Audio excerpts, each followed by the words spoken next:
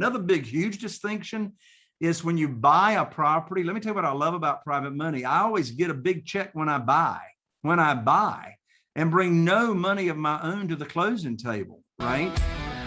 If you're a real estate investor and are wondering how to raise and leverage private money to make more profit on every deal, then you're in the right place. On Raising Private Money, we'll speak with new and seasoned investors to dissect their deals and extract the best tips and strategies to help you get the money, because the money comes first. Now here's your host, Jay Conner.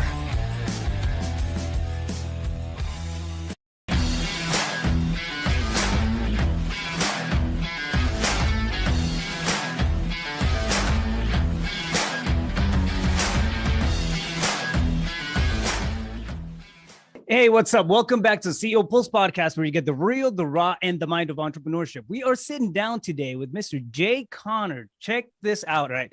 He has been in the real estate game. I'll call it the game, right? Because there's so many different aspects to it. But in the real estate game since 2003, has rehabbed over 400 houses. And for the past 7 years, he's completely automated his seven-figure real estate business to where he works, check this out, less than 10 hours per week on his business. All right. So one of his main things now, it's private money, and he is known as the private money authority. So because he has raised over $2 million in under 90 days at one point. So it's really impressive, right? To see the track record that Jay has. I'm very, very lucky to have him on the podcast. So Jay, welcome to the show. Thank you for spending the time with us. Hey, Rafael, thank you so much for inviting me to come along. And I'm excited to be here to talk about one of my favorite subjects. Let's do it. So you started in 2003 in buying and selling houses, right? So that's right. Full-time 2003. Full-time 2003. And you've been in this space since how long before then? Yeah, so I was actually raised in the housing business. I was in for years and years, mobile homes, manufactured homes. But in 2002, 2003, pretty much all the consumer finance went away on that product. And so I knew if I ever got out of mobile homes, I wanted to get into single family houses and flipping houses and all that kind of good stuff. So I went, my wife, Carol Joy, and I, we're here in Eastern North Carolina, a real teeny tiny small town. We're in Morehead City, North Carolina, right here on the East Coast, population 8,000. And our total target market's only got 40,000 people in it. What? So we only do 2 or 3 deals a month, but our average profit per deal is 71,000 per deal. Wow. Okay. So this is crazy. Normally we have the context that real estate, it's a volume game, especially for real estate investments. If you're looking at, locking up deals as an investor, for the most part, we're either buying from wholesalers or you are, hitting volume. So to be in a space that small and really niche it out and have a consistent business out of that, I mean, that's impressive. How do you do it? Well, I'm able to buy all my houses with all cash offers. Now, that doesn't mean I don't buy some houses on terms, like houses that don't need many repairs or much rehab at all. I'll buy those subject to the existing note, that kind of thing. But that only accounts for about 25% of our business. The other 75% is we're offering all cash offers. Well, you see, there's nobody else around here consistently in our area that is able to make all cash offers. And the reason we're able to do it is because of private money. We make our offers where we can pay all cash, close in 7 days on our offers. And so, there's really no other competition like that around here that's doing the business consistently and, every day, every week, marketing, locating motivated sellers. I can't imagine, right? I mean, from a kind of like taking a step back, I can imagine that in a population of $40,000, I mean, that's your niche client or target client, right? It's I mean, 40,000 people. 40,000 people. Yeah, you become an authority. I mean, quite fast if you're consistent in what you're doing, right? Yeah, like I looked at, or me and my team. I don't have to go look at a house when you got a great team, but me and my team have looked at already 3 houses this week, and all 3 of them came from referrals of either individual for sale by owners or realtors referring them to us, because we've been doing it for so long here in the area. So I mean, that goes to it goes to show longevity, right? You've been doing it for a long, long time, and now the deals are just kind of trickling in because you've built that background, you built that reputation, and I mean, I think at the end of the day, it really comes down to the brand, right? I mean, you have your brand, you are a brand at that, this time. Like by this time, I'm sorry, you are already a brand. You're the buyer for the area, for those 40,000 people. So, that's correct. Yeah, interesting. So you started wholesaling, and I kind of want to. What's your background before you jumped into real estate and full time in 2003? What were you doing? Again, it was mobile homes, you manufactured homes. That product is pretty much going away. I mean, there's not hardly any manufactured homes or mobile homes going up and down the highway, like there was. I mean, here in North Carolina, South Carolina, Georgia, and Florida, I mean, this whole Southeast area was the mobile home manufactured housing capital of the world.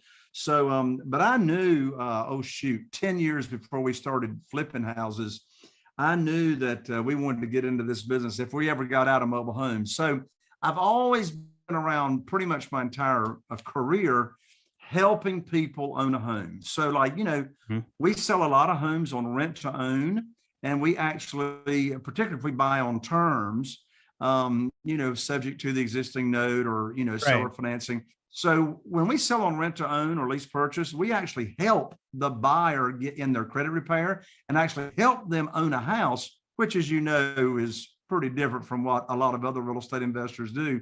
So it all comes down to having a servant's heart and doing our best to make an impact in the community. Yeah, I mean, it's really at the end of the day, we're all solving problems, right? Like that's the biggest thing. Anybody who comes to us and is willing to trade money for speed or convenience, they have a problem. They have a problem that we can come in and help them solve. So I'm seeing a pretty interesting transition here. So you started fixing and flipping in 2003. So you started with mobile homes before then, and then eventually you started putting money together. And then becoming this authority in funding, right? And just private money. And I tell you what, Rafael, it was totally by necessity. Really? So from elaborate. 2000, from 2003. So I mean, this leads into having the right mindset of a successful real estate entrepreneur. So from 2003 to 2009, the first 6 years we were in the business, we relied on traditional funding. We relied on banks, local banks, to fund our deals. I didn't know any other way to fund deals those first 6 years. And in January, Rafael, January of 2009, I had 2 houses under contract. Between these 2 houses, there was over $100,000 in potential profit. And so I called up my banker, and I'd been using the same banker for those first 6 years. I called him up, and I'd had this conversation, Rafael, with him many, many times, told him where the properties were located. They're under contract. Here's my purchase price. Funding is going to be in 30 days or whatever. And, we need to close by then.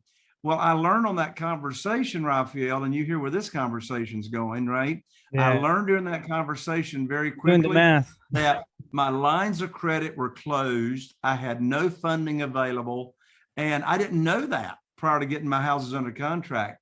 So I hung up the phone, and my first thought was, well, what am I going to do? And fear of failure is a whole lot more motivation than hope of gain.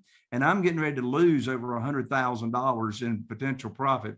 So I called up a friend of mine whose name is Jeff. He lived in Greensboro, North Carolina at the time. And I told him what had happened. I told him the bank had cut me off. I didn't have any way to fund my deals.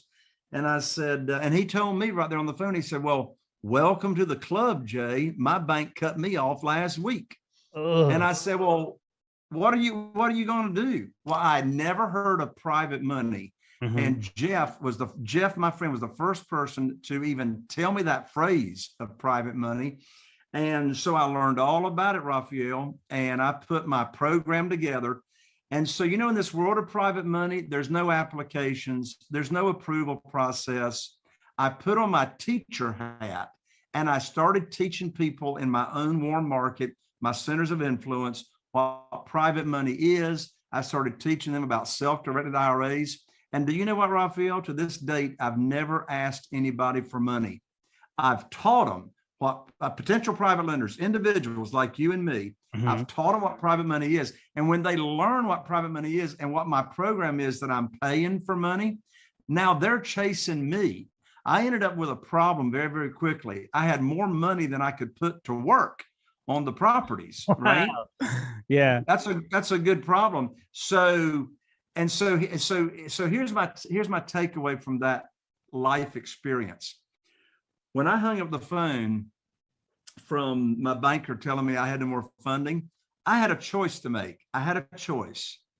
And that is I could quit, or I could continue to pursue and seek and find a better and faster and put me in the driver's seat way of getting funding for my deals. So one of my mantras that I started saying in my head that very day when I was on the phone with my banker was, it is impossible for you to fail unless you choose to quit. Unless you choose to quit. I tell you, another mindset piece there, Rafael. I learned a very valuable formula from Jack Canfield. Jack Canfield, is the co-author of the Chicken Soup for the Soul series from years ago, him and Mark Victor Hansen. And I learned this formula from Jack Canfield. The formula is E as in Edward, E plus R equals O. That stands for event plus your response to that event equals the outcome. E plus R equals O. And so the way the formula, so with this formula, you are in control of your destiny because of the power of choice. So the event that happened may be something you created or attracted, or it may not be an event that you attracted or created. So the event in this example is I lost my lines of credit. I didn't have any way to fund my deals. That was the event. I didn't have anything to do with that event. I had a perfect credit. We made our payments on time all the time, but the event was outside of my control. But guess what?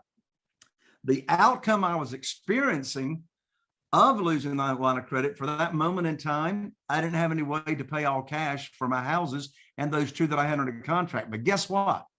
I am 100% responsible for the choice and the response that I give to the event that happened.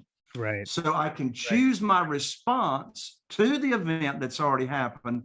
And therefore, when I choose my response, I'm able to choose my outcome. I love it. You answered one of the questions that I was going to ask you right now. Just, you were going through some game changer distress during 2009. I was going to ask you, how did you handle that? Because I know a lot of people just went flat out of business, especially they had stuff in the pipeline. I mean, we had the whole housing, market just come down on everybody, and anybody who was holding, the wrong way or leverage, really took a hit.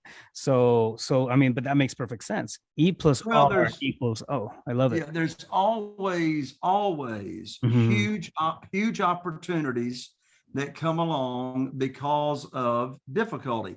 Right. So me being cut off from the banks back in 2009, I tell you, Rafael, that's the biggest blessing in disguise that ever happened to us in our business was losing our funding. Because look, if it wasn't for that adversity, I would not have had any motivation or any reason to go look for other, kinds of funding. So as a result, I got really good at raising private money. And then here's the deal, Rafael, that opened up a huge opportunity. In 2011, after I'd been raising a lot of money for a couple of years, then I started teaching other real estate investors how to raise money like I do.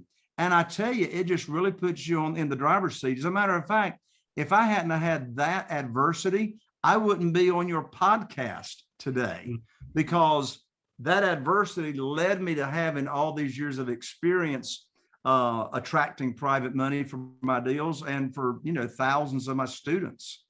Well, it kind of put you out of your regular orbit, right? It just knocked you into a different space, and you had to adapt and overcome, right? It's one thing that we always used to say at the fire department, like, yeah, you come across something that's different, that's a challenge, you adapt and you overcome.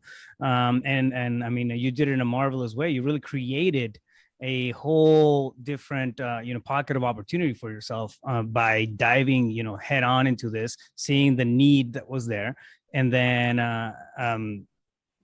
taking that to other investors. So you've consulted with over 2,000 investors, at this point, and taught them about private money funding and the strategy that's allowed you to build this this great machine.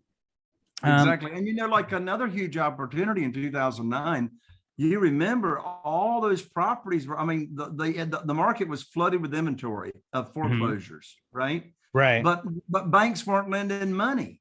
So you had to have the cash to make offers and buy those foreclosures and bank-owned properties. So it was like a vortex that came together.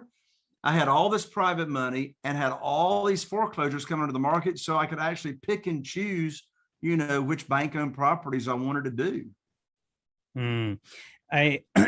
So it's, I mean, this strategy is really putting you in the forefront of opportunity.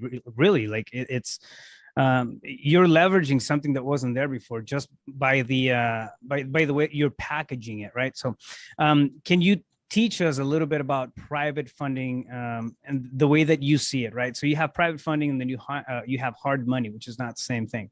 Can you elaborate on that? Sure. So a private lender is an individual, a human being, just like us, that loans money either from their investment capital or from their retirement funds. And that's a big one right there. We've got 40 some private lenders funding our deals right now, and over half of them use their retirement funds to invest and loan money to us. So a private lender is an individual, and a hard money lender is typically a broker of money, a middle person that goes out and raises money from individuals, private lenders, and those private lenders invest with the hard money broker into their fund. And then the hard money lender or broker then loans it out to us real estate investors. Well, the way I do it, and the way I teach other real estate investors, is to circumvent the hard money lender or broker and go straight to the source, go straight to the individuals. So, and do business with them. So there's three main categories of where you find private money from these individuals. First category is your own warm market, people that you've got some kind of association with. They're in your cell phone, email, Facebook, LinkedIn, your own social network. The second category is what we call your expanded warm market. Sometimes a client of mine, a real estate investor, will say, well, all my people are broke. My people don't have any money. Well, first of all, I don't believe. All my cousins borrow from me. Yeah. But I teach people how to grow their center of influence very, very quickly. Where do you go? I say the more money you wallow in, the more money sticks to you, right? Yeah. So how can you grow your center of influence? Then the third category are existing private lenders, individuals that are already loaning money out. And a great place to find those people. Now, I've developed the private lender data feed. We get every existing private lender deal in the nation into our software. But another great place to go to network is to self-directed IRA companies that have networking events, and 70% of their account holders are looking to loan money out to real estate investors. But back to the hard money and private lenders. So interest rate is a big. Sorry to barge in, but you said you put together a database. So you have a software that has a full database of existing private money lenders, right? That's what I got. Correct. Yeah. Okay. So that all comes from public records The software goes out to the entire nation, every county in the nation every month, and we get every private lender note. We get the private lender's contact information, the interest rate they're getting paid, their loan to value, the range of money, et cetera. And then we make that available, to our clients. I started out having our paralegal, my real estate attorney's paralegal, search public records in our local area, but that was a very, very, very slow process, to find those existing private lenders. And as you started to build that base, you just kind of expanded on it and then, increase the network, right? Exactly. Yeah. I didn't mean to cut you off on. I didn't mean to cut you off from the hard money. It just I wanted to highlight the fact that you guys have a database, because that's stuff that's very hard to get to if you don't have the right resources. Sure. I appreciate that. So the big differences between a hard money lender or a hard money broker and doing business with individuals is, of course, number one, interest rate. Your hard money during COVID, hard money lenders shut down altogether. Hard money lenders weren't even loaning any money. Right. Right after COVID came along. Well, I had more money chasing me than ever before from private lenders. Well, interest rate is big. So I pay our private lenders 8%. We can structure the deals to where we don't even make any monthly payments until we sell the property, and just let the interest accrue. And so, hard money lenders now are between 12 to 14%. So interest rate's a big difference. There's no origination fees or points with private lenders. There's always origination fees with hard money brokers and lenders. A hard money lender is going to do 6 months or 12 months on the length of the note. Our private lenders do either 2 years or 5 years, depending on if it's retirement funds or investment capital. If you haven't cashed out with the hard money lender, they may extend your note, but what do they want? More money. Right. That averages, 2%. Origination fees average 4%. So with a hard money lender, you're already up to 20% in the first year. I'm still at 8% with private lenders. Another big, huge distinction is when you buy a property. Let me tell you what I love about private money. I always get a big check when I buy. And bring no money of my own to the closing table, right? So we always borrow more than we need to purchase the property. So I can borrow up to 150% of the after repaired value, right?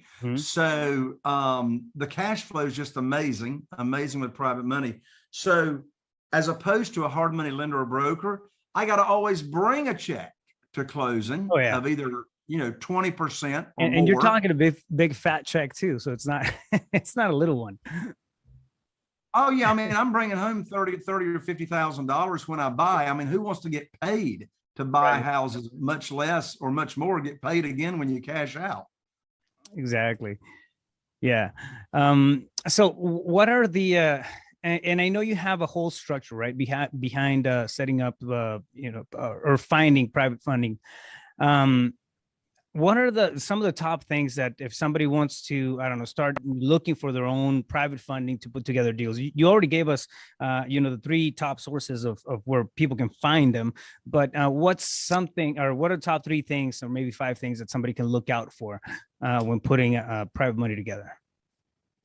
Well, first of all, they need to have their private money program. All right. So again, teaching potential private lenders, what's your program look like? What's your interest rate that you're going to pay? How are they protected?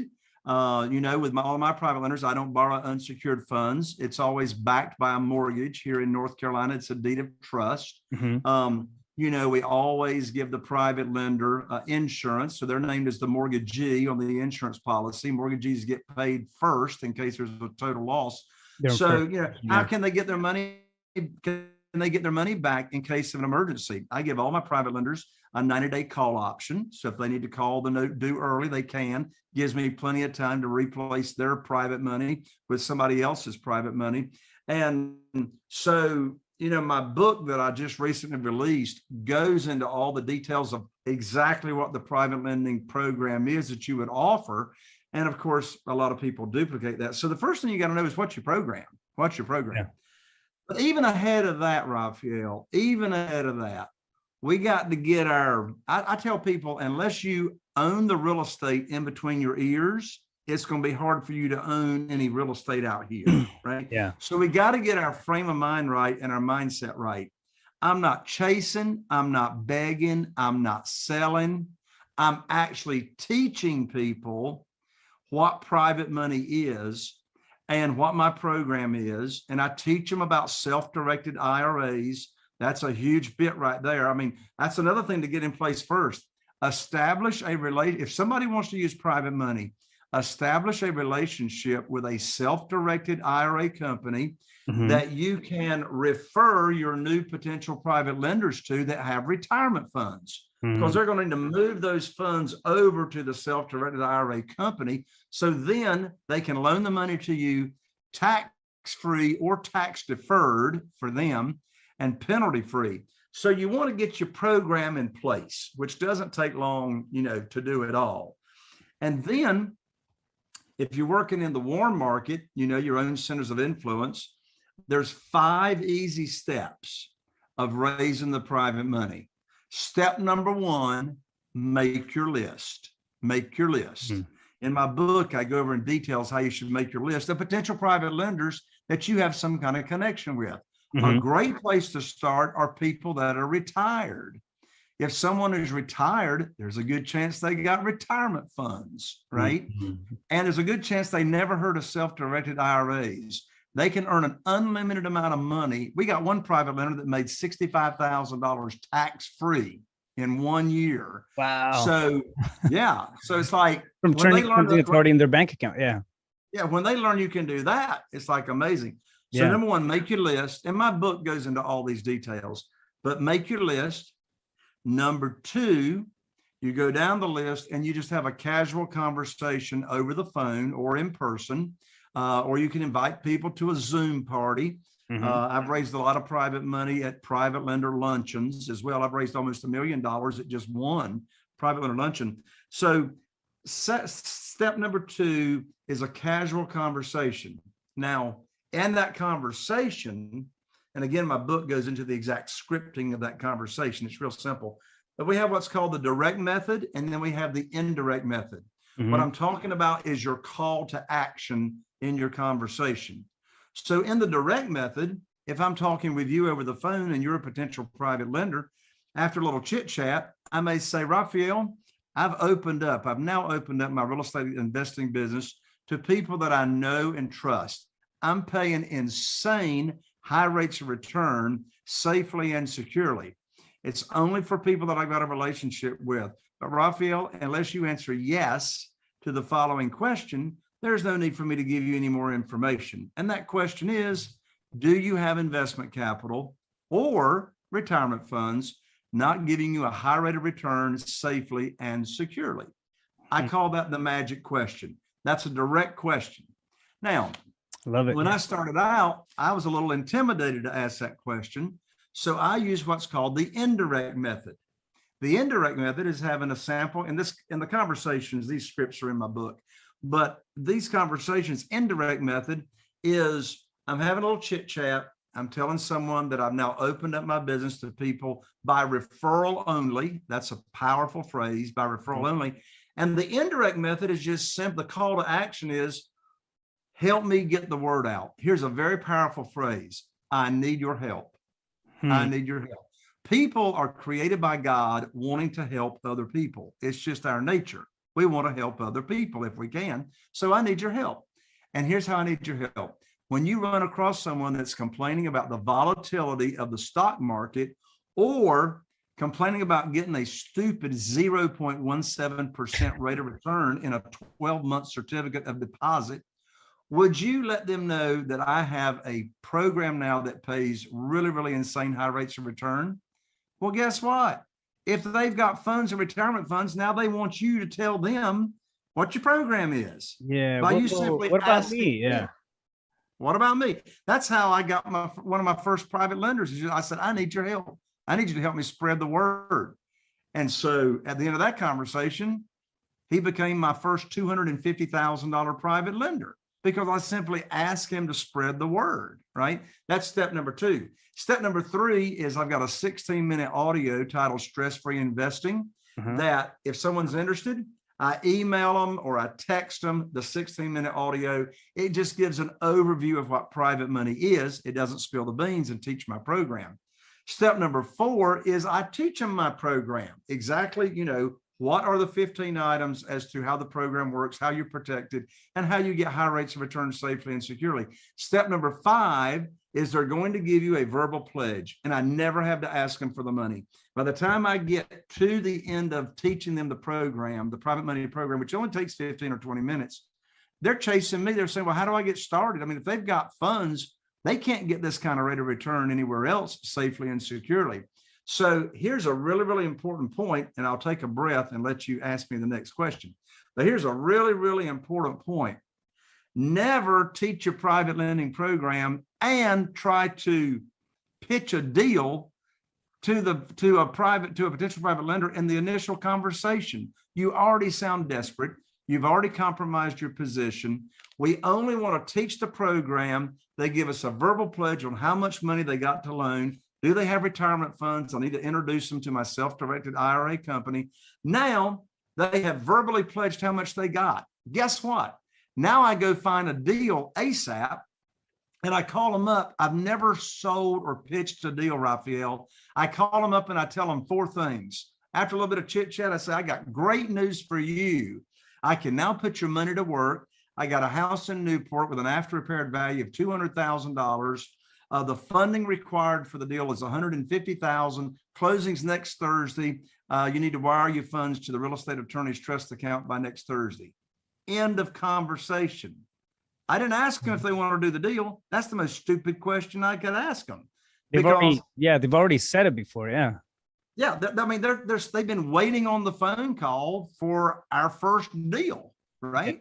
Yep. So it's important to do that one step at a time. I like the methodology that you have behind it, and I think it's a golden nugget what you're saying right there. Do not pitch the deal at the same time you're asking for money. I mean, it's kind of like, it's a desperate move. It really is. You need to project confidence when you're asking people for their money, because you're going to put it to work. It comes into preparation, right? Like if you're prepared, you have to prepare ahead of time for when the opportunity shows up. I love it. You mentioned the book. What's the name of the book that you wrote? And I have it here, but I just recently released it. The name of the book is Where to Get the Money Now. Where to Get the Money Now. And the subtitle is How and Where to Get Money for Your Real Estate Deals without relying on traditional or hard money lenders. And this book goes into detail step by step, exactly how I've done it, how I still do it, how thousands of my students across the nation do it. And Rafael, I would love to give the book. It's $20 or $19.95 at Amazon. But I'd love to give the book to your audience if they would just cover shipping, shipping. Wow, that's amazing. Thank you. You're spilling the beans on that book in terms of how to find the private money, and I appreciate that, man. I think that's a huge give for my audience. Guys, if you're not taking this just for the cost of shipping, you're crazy. Especially if you're doing real estate investments and you're trying to get deals done, come in and buy them, and using hard money. It's just one of those things that it's really beyond a strategy. I mean, I think it goes far beyond that, because it really edifies your business, right? You are the buyer now, and you have the ability to reach out and then get things done. A lot of times hard money lenders, they have, okay, I got to appraise the property, I got to do this. They have things and red flags and stuff that they have to go through. When private money lending it's different. It's a totally different game. And when you know how to do it the right way, which is what you have, I mean, it's a no-brainer. So awesome. Thank you. How can people I got a special website where your folks can get the book. Oh, spill it. So the special website for your audience to get the book is free, just cover shipping. is www.jayconner.com/free book, FREEBOOK, Jay Conner with an ER, JayConner.com/free book. And I'll autograph it and we'll ship it right out. Beautiful. I'll make sure to have that on the show notes as well. So people can go just click on it and go straight to it. So if you're listening to the podcast right now on iTunes or you're watching on YouTube, make sure that you hit up that link and just do it right now. I mean, take advantage of this. It's really good information. It can set you up for the next several deals that you have in the pipeline, maybe even shift the overall course of your business. So private money is one of those big things that people are often intimidated by. And I think it's usually because there's a lack of clarity and understanding as to how the whole thing works, right? But if you have that, the rest is just action. It's just, applied action. That's what it is. Jay, thank you so much. I think, you've dropped a lot of golden nuggets and clarified a lot of things that I myself was questioning about how to do private funding. I mean, I do work with a couple of private money partners, but those are relationships that I've had, for years, right? I've never had to go out there and actually just, break into different private, private money providers per se, and have those conversations. And I really, if I try to put it together and just collect a whole bunch of cash from people I don't know, I wouldn't know what to do. I wouldn't know what step one is. I'm lucky enough to have a close network that I can reach out to, but that's a whole different thing, right? Not everybody has access to something like that. So this is something huge, and I appreciate you putting it out there for us.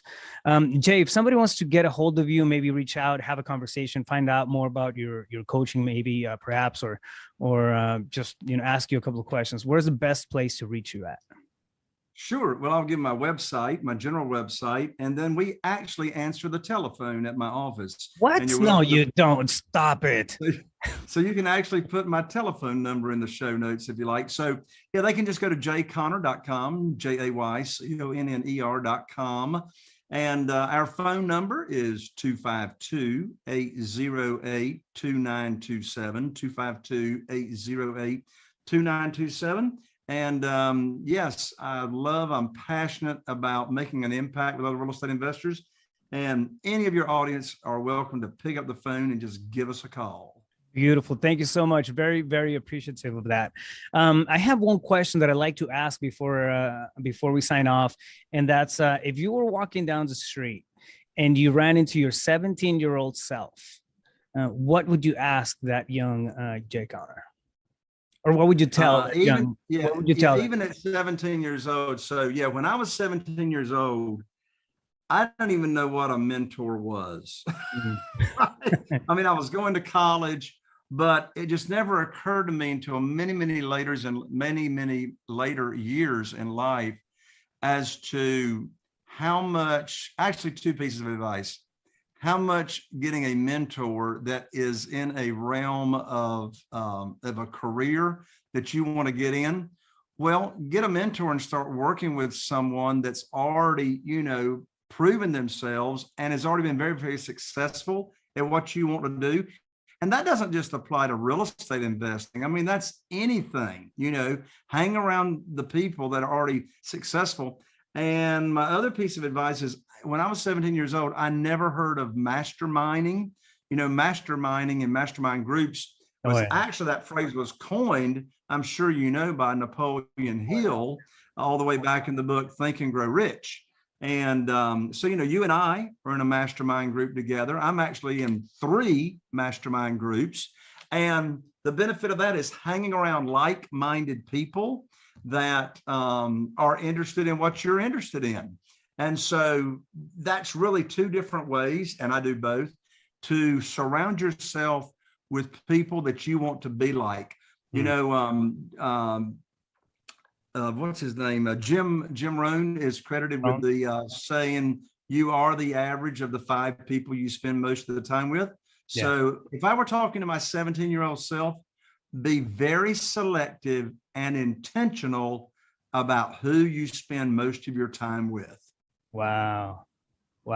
That's gold right there.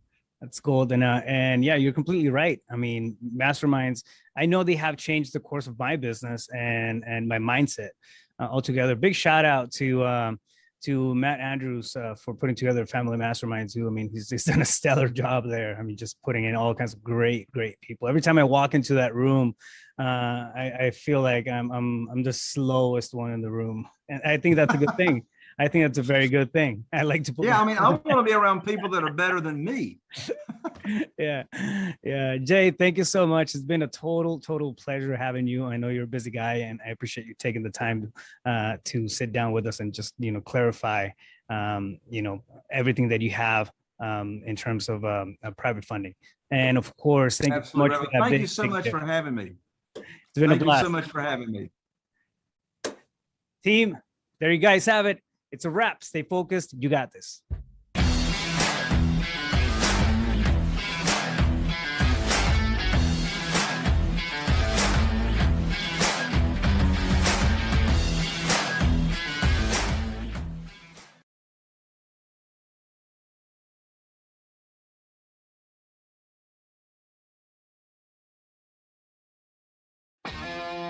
Are you feeling inspired by the knowledge you gained in this episode? Then head over to jconner.com/moneyguide. That's jconner.com/moneyguide and download your free guide that shares 7 reasons why private money will skyrocket your real estate investing business right now. Again, that's jconner.com/moneyguide to get your free guide. We'll see you next time on Raising Private Money with Jay Conner.